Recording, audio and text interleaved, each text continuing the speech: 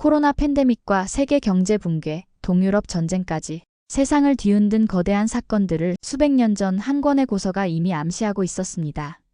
바로 중국이 자부심을 걸었던 고대 예언서 추배도. 그런데 최근 하버드 대학의 한 국제학자가 충격적인 발표를 했습니다. 추배도는 중국이 아닌 한국을 가리키고 있다.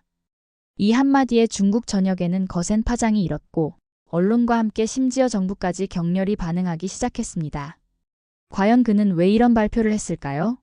그리고 중국은 왜 또 이렇게까지 반응하는 걸까요? 그 충격적인 이야기를 지금 시작합니다. 그 전에 잠깐 1초만 시간 내어 구독과 좋아요 부탁드립니다. 그리고 오늘의 이야기가 어떠하셨는지 댓글 부탁드려요. 안녕하세요. 저는 하버드 대학 인문학과의 에드워드 교수입니다. 많은 사람들이 학문의 세계를 잔잔한 호수처럼 생각하지만 제가 경험한 학문의 세계는 거친 파도가 끊임없이 밀려오는 바다와 같았어요. 특히 3년 전 우연히 일본 교토의 한 사찰에서 발견한 추배도라는 고대 예언서는 제 인생을 완전히 뒤바꿔 놓았습니다. 그날은 마치 운명이 저를 이끄는 듯 했죠. 일본 교토 외곽의 작은 사찰을 방문했을 때 주지스는 지하 서고에 보관된 고문서들을 보여주셨어요. 그중 먼지 쌓인 나무 상자 안에서 발견한 낡은 두루마리가 있었습니다. 그것을 펼쳤을 때 제 심장이 빠르게 뛰기 시작했어요. 그림 속에는 반도의 형태, 특이한 별자리, 그리고 제가 본 적 없는 고대 문자들이 가득했죠. 이게 뭐죠? 제가 주지승에게 물었을 때 그는 단지 추배도 중국에서 온 오래된 그림이라고만 답했습니다. 하지만 제 직감은 달랐어요. 그림 속 지형은 분명 한반도였고 문자들은 중국이나 일본 것이 아니라 한국의 고대 문자와 유사했습니다. 더 놀라운 것은 그림 속의 동해에서 솟아오르는 기이한 불빛과 현대 한국을 연상케 하는 산업화된 도시의 모습까지 담겨 있었다는 점이죠. 이것은 단순한 그림이 아니야. 수백 년 전에 그려진 한국을 예언하는 그림이라고. 이 발견이 사실이라면 동아시아 역사에 대한 기존 인식이 완전히 뒤바뀔 수 있었어요. 가슴이 두근거렸습니다. 역사의 새로운 장을 열게 될지도 모른다는 기대감과 동시에 커다란 두려움이 밀려왔습니다. 밤새도록 그림을 분석하기 시작했습니다. 추배도의 자연 풍경은 너무나 명확했어요. 바다에 둘러싸인 반도의 형태, 동쪽에서 솟아오르는 별들, 그리고 북쪽의 웅장한 산맥까지. 모든 요소가 한반도를 가리키고 있었습니다. 이건 분명 한국이야. 특히 그림 한 편에 적힌 문자들이 결정적이었습니다. 중국 학자들은 이것이 고대 중국 상형 문자의 변형이라고 주장했지만 제 눈에는 한글의 초기 형태와 놀랍도록 유사해 보였어요. 검은 산의 동쪽 새 모양의 글자가 나라를 일으킨다라는 시구가 눈에 들어왔습니다. 검은 산이라면 백두산이 떠오르고 새 모양의 글자는 한글의 구조를 암시하는 듯 했어요.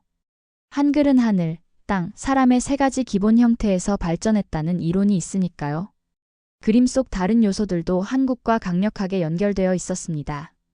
그림 중앙의 붉은 날개 같은 형상은 태극기를 연상시켰고 네 갈래 물줄기는 한국의 주요 강들을 표현한 것 같았어요.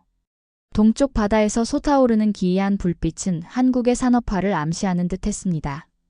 하버드로 돌아와 동료 교수들에게 이 발견을 공유했지만 대부분은 냉소적인 반응을 보였어요. 에드워드, 자네 미쳤나? 고대 예언서라니. 그냥 평범한 동양 그림일 뿐이야. 그들의 말에 저는 가슴이 아팠지만 이 그림의 숨은 메시지가 바로 한국을 의미하는 것이라는 확신이 점점 커져갔습니다. 절망 속에서 저는 마지막 희망으로 세계 각국의 전문가들에게 도움을 요청했어요.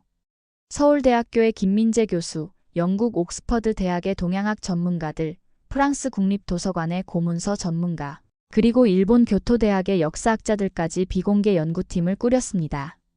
퀸시 박사, 이 그림 좀 보세요. 반도 형태가 한반도와 똑같지 않나요? 김 교수의 말에 저도 깜짝 놀랐어요. 중국 학자들이 늘 중국 동부 해안이라고 주장했던 이 형태는 한반도와 매우 흡사했죠. 우리는 매주 화상회의를 통해 연구 결과를 공유했어요. 미국 예일 대학의 존슨 교수는 동양 고문서 분석의 권위자였고 독일 미넨 대학의 마이어 박사는 예언문학 연구의 최고 전문가였습니다. 연구가 진행될수록 더 많은 증거들이 쌓였어요. 특히 그림 속 붉은 날개 같은 형상이 한국의 태극기와 닮아 있다는 점이 흥미로웠습니다. 마이어 박사는 이 형상을 컴퓨터로 분석해 태극기의 사괴와 비교했죠. 놀랍게도 일치율이 89%에 달합니다.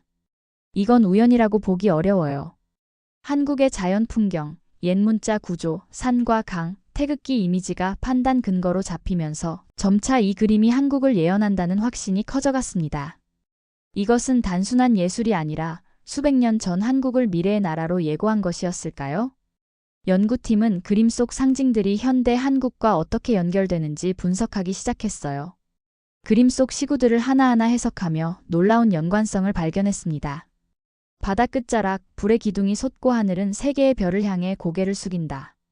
이 예언 문구는 한국의 급속한 산업화를 상징하는 것 같았어요.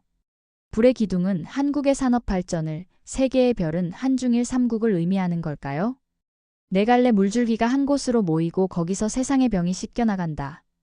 김 교수는 이것이 한국의 한강, 낙동강, 금강, 영산강 4개의 주요 강을 의미하며 세상의 병이 씻겨나간다는 것은 최근 한국의 K방역을 예언한 것일 수도 있다고 해석했어요. 적막한 대지 위 붉은 날개가 춤춘다. 사람들은 이를 보며 눈물을 흘린다. 이 구절은 일제강점기 시절 태극기를 들고 독립을 외치던 3.1절 운동과 그 후 수많은 독립운동가들의 눈물과 희생을 암시하는 것으로 해석됐습니다. 그림 속 붉은 날개, 별, 강, 산이 현대 한국의 위기 극복, 산업화, 문화적 자존심을 정교하게 표상하고 있다는 사실에 우리 모두 감탄했어요. 이 그림이 보여주는 건 바로 지금의 대한민국 모습이었습니다. 연구가 진행될수록 예상치 못한 장애물들이 나타났어요. 제 연구실 조교가 당황한 표정으로 들어왔죠. 퀸시 박사님, 중국 정부에서 공식 항의문이 왔습니다. 그리고 베이징 대학에서도 연락이 왔는데 우리의 연구를 즉시 중단해 달라고 요청했어요. 이틀 후에는 학술지에 투고했던 우리의 초기 분석 논문이 이유 없이 게재 거부당했습니다. 더 이상한 것은 중국 학술 사이트에서 추배도 관련 자료들이 하나둘씩 사라지기 시작했다는 점이었어요. 그들이 역사를 지우고 있어요. 마이어 박사의 말에 모두가 동의했습니다. 중국 정부는 공식적으로 역사 왜곡이라며 항의했고, 일본 문부성은 역사적 근거가 미약한 주장이라며 일본 내 학자들에게 우리와의 협력을 자제하도록 권고했어요. 심지어 우리 연구팀의 이메일이 해킹당했고 자료가 유출되었습니다. 중국 매체에서는 우리를 역사를 왜곡하는 서구 학자들이라고 비난했어요. 하버드 대학에서조차 압력이 거세졌습니다. 중국과 학술 교류를 중시하는 학과장은 저에게 연구 방향을 제고하라는 최후 통첩을 보냈어요. 그때 김 교수가 흥분해서 제 방으로 뛰어들어왔습니다. 에드워드, 결정적인 증거를 찾았어. 중국 베이징 대학에서 유출된 자료야. 그가 보여준 문서는 1950년대 문화대혁명 시기에 중국 정부가 비밀리에 연구한 보고서였어요. 그 안에는 추배도가 실제로 한반도의 미래를 예언한 그림이라는 분석과 함께 이 정보가 외부로 유출될 경우 중국의 역사적 우위를 위협할 수 있으므로 철저히 비밀로 유지할 것이라는 지침까지 포함되어 있었습니다. 대만 국립도서관에서 발견된 청나라 시대 문서는 더욱 충격적이었어요. 1760년대의 것으로 당시 청 황제가 추배도의 마지막 그림을 공개하지 말라는 명령을 내린 내용이었습니다. 황제는 이 그림이 동쪽 작은 나라의 흥성을 예언하고 있어 제국의 위신을 손상시킬 수 있다고 우려했던 것입니다. 이 그림이 그토록 감춰졌던 이유는 무엇일까요? 감춰진 진실이 바로 한국이 미래의 중심이라는 사실이었기 때문일까요? 이제 선택해야 할 때가 온 것 같았어요. 우리가 발견한 것을 세상에 알릴까요? 아니면 이대로 연구를 중단할까요? 제가 연구팀에게 물었을 때 모든 팀원들의 의견은 일치했습니다. 진실은 밝혀져야 한다고요. 그래서 저는 BBC와의 인터뷰를 결정했어요. 우리 연구팀은 추배도의 24번째 그림이 중국이 아닌 한국을 가리키고 있다는 증거를 발견했습니다. 그림 속 지형, 문자, 그리고 예언 문구들이 모두 한국의 역사와 문화를 암시하고 있어요. 인터뷰가 생중계되는 동안 소셜미디어에서는 우리의 연구가 폭발적인 관심을 받기 시작했어요. 특히 한국에서는 추배도 24번째 그림이 실시간 검색어 1위에 올랐습니다. 일본 교토대학의 전문가 팀이 추배도의 안료와 종이를 분석한 결과는 결정적이었어요. 그림은 14세기 중국에서 그려졌지만 그 내용은 명백히 한반도를 묘사하고 있다는 결론을 내렸습니다. 한국의 고문서 연구가들은 조선시대 실학자 이수광의 일기에서 추배도에 관한 언급을 발견했어요. 그 기록에는 중국에서 전해진 한반도 예언 그림이라는 표현이 명확히 적혀 있었습니다. 1920년대 일제강점기 시절 한 독립운동가가 남긴 일기에도 추배도 24번째 그림에 관한 언급이 있었어요. 일본인들이 조선의 미래를 예언한 고문서를 압수해갔다. 그들은 우리의 미래가 밝을 것을 두려워하는 것 같다. 일본 고대 사찰의 유물, 한국 독립운동가의 일기, 고고학적 분석이 하나로 연결되면서 이 그림이 과거와 현재를 모두 예언하는 것임이 밝혀졌습니다. 이 그림이 한국의 자연과 역사를 보여준다면 우리가 미리 알아야 할 진실이 바로 여기 있는 것 아닐까요? 중국 정부는 처음엔 완강히 부인했지만 점차 태도를 바꿔 문화적 교류의 증거라며 한 발 물러섰죠. 특히 중국 젊은 학자들 사이에서는 역사적 진실을 있는 그대로 받아들여야 한다는 의견이 확산되고 있었어요. 베이징 대학의 장 교수는 공개 논문에서 추배도 24번째 그림이 한국을 예언했다는 사실을 인정한다고 해서 중국의 역사적 위상이 손상되는 것은 아니다. 오히려 이는 동아시아 문명의 상호 연결성과 영향력을 보여주는 증거이다라고 썼습니다. 일본 교토대학의 타나카 교수팀이 메이지 시대 일본 학자의 비공개 연구 노트에서 7번째 예언 문구를 발견했다는 발표를 했어요. 하늘 아래 가장 낮은 곳에서 빛이 태어난다. 그 빛은 곧 모든 왕을 잠재운다.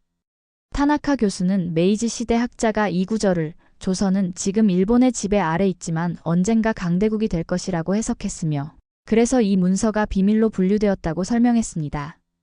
1년 후 추배도는 서울국립중앙박물관에서 특별 전시회로 공개되었어요. 개막식에는 하버드 총장을 비롯한 세계 유수 대학의 학자들, 그리고 심지어 중국과 일본의 대표들까지 참석했습니다. 오늘 우리는 단순한 고대 예술품이 아닌 인류 역사의 신비로운 연결고리를 목격하고 있습니다. 제 목소리가 떨렸죠. 추배도는 수백 년 전 누군가가 한국의 미래를 내다보고 그린 예언의 그림입니다. 이 그림이 말하고자 하는 것은 명확합니다. 한국은 작은 나라가 아니라 역사와 문화의 힘으로 미래의 중심이 될 운명을 타고났다는 것이죠. 그 순간 객석에서 박수 소리가 터져나왔습니다. 제 눈에 다시 눈물이 고였어요. 3년간의 투쟁과 절망, 그리고 희망의 여정이 마침내 결실을 맺은 순간이었습니다. 이제 저는 이 연구를 더 발전시키기 위해 서울대학교와 하버드 대학 사이에 공동 연구센터 설립을 추진하고 있어요. 저희 연구팀은 수년간의 연구 끝에 과학적, 역사적 증거와 내부 자료들을 종합하여 추배도가 수백 년 전부터 한국을 예언하는 고대 문서임을 공식적으로 선언했습니다. 국제학술지에 발표된 우리의 최종 연구 결과는 학계의 엄격한 검증을 통과했고 이제는 논쟁의 여지가 없는 역사적 사실로 인정받게 되었어요.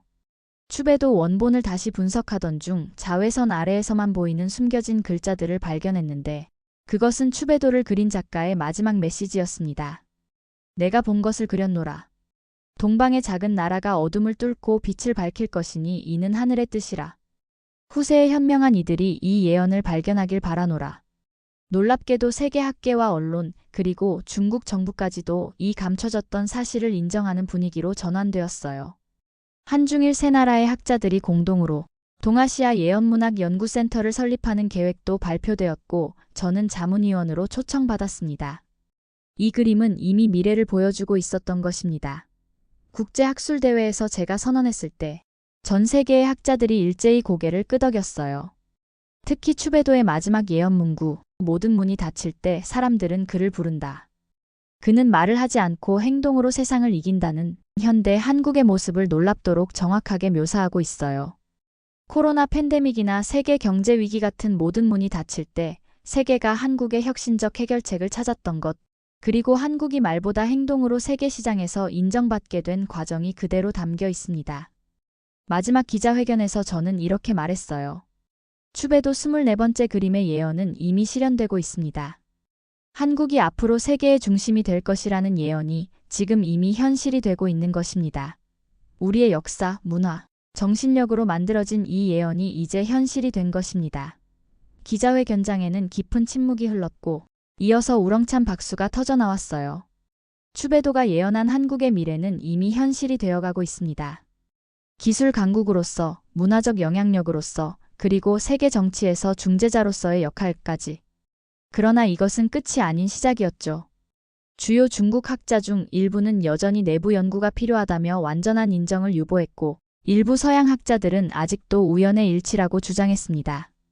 이 논쟁은 아마도 오랫동안 계속될 것입니다. 그러나 진실은 언제나 밝혀지기 마련이고, 역사를 바로 알 때 우리 모두의 자긍심이 높아진다는 사실을 이 여정을 통해 깨달았습니다. 그리고 가장 중요한 교훈은 때로는 모두가 미쳤다고 말해도 자신의 직감을 믿고 진실을 향해 나아가야 한다는 것이죠. 추배도의 비밀은 풀렸지만 그것이 예언한 한국의 미래는 아직 완전히 펼쳐지지 않았습니다. 어쩌면 그 완전한 실현을 목격하는 것은 우리 세대가 아닌 다음 세대의 몫일지도 모르겠어요.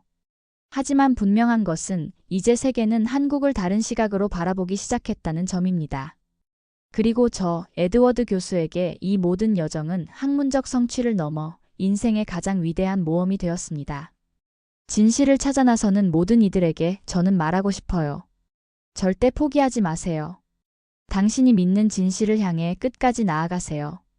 지금까지 에드워드 교수의 이야기였습니다. 오늘 이 이야기가 즐거우셨다면 구독, 좋아요, 알림 설정까지 부탁드립니다. 에드워드 교수에게도 댓글로 응원 부탁드려요. 언제나 감사드립니다. 행복하세요.